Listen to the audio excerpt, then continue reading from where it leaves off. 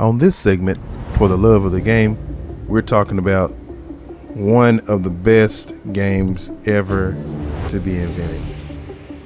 There's so many games out there that are amazing and awesome, and growing up in the 80s was a great time to grow up with the arcade.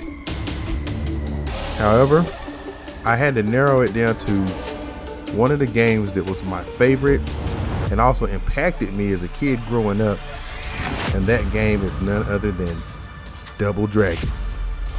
Double Dragon was so awesome in the 80s. This is one of the first dual-player beat-em-ups, if not the first two-player one. I can remember the punch, the kick, the jump, the elbow, and the infamous roundhouse kick. So nice. The game was so tough, you could not just mash the buttons on the game. You had to pay attention to the body language of the enemies. They had feints and all kinds of stuff. They ducked. It was almost like you were in a real fight when you fought in this type of beat 'em up style. The storyline was amazing, with your girlfriend getting abducted and having to defeat the machine gun guy at the end.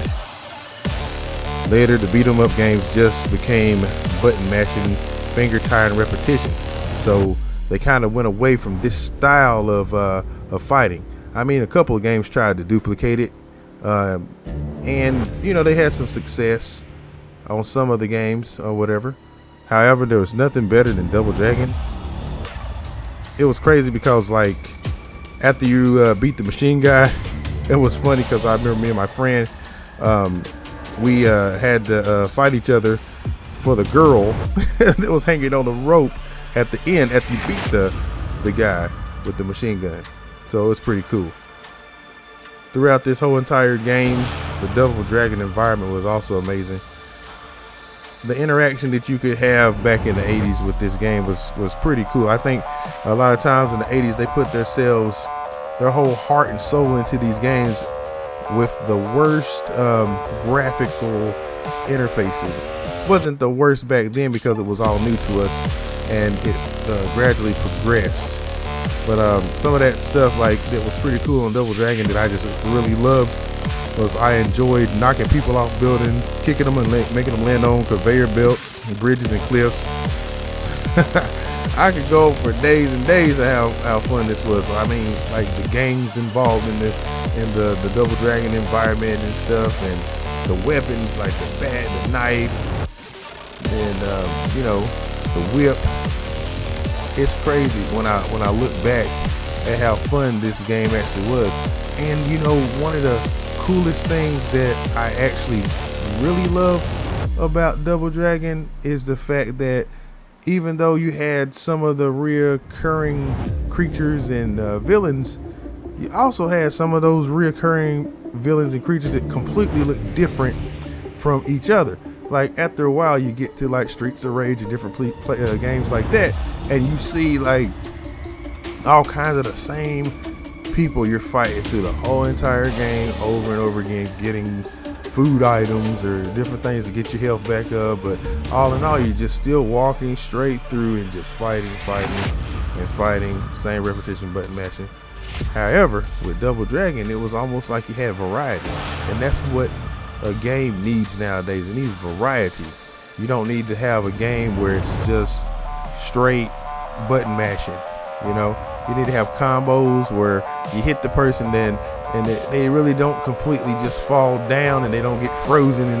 It's something about Double Dragon to me that was real, almost like the pioneer of just about everything that they make. Nowadays, is not as good as that pioneer previous to it. I don't know. I think that when it comes to like a game or something like that, somebody literally put themselves, all they had, into that one thing, and then everybody else after that tried to duplicate what somebody else did previous to that, but don't have the same spirit. It's like, if I created this, then you come in and you want to duplicate it for gain, and it's not going to have the same feeling that when I put my all into it, because now it's just commercialized for gain. I love being able to come to you all today to talk about this wonderful game, Double Dragon.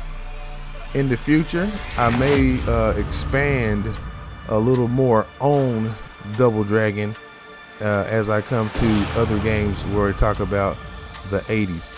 This right here today is basically just talking about that one game, Double Dragon. This channel is not just based off of the old 80s games. I just want to be clear that this channel is for nowadays on back. I want my viewers and my listeners to continue to tune in because we're going to have more great content coming to this channel.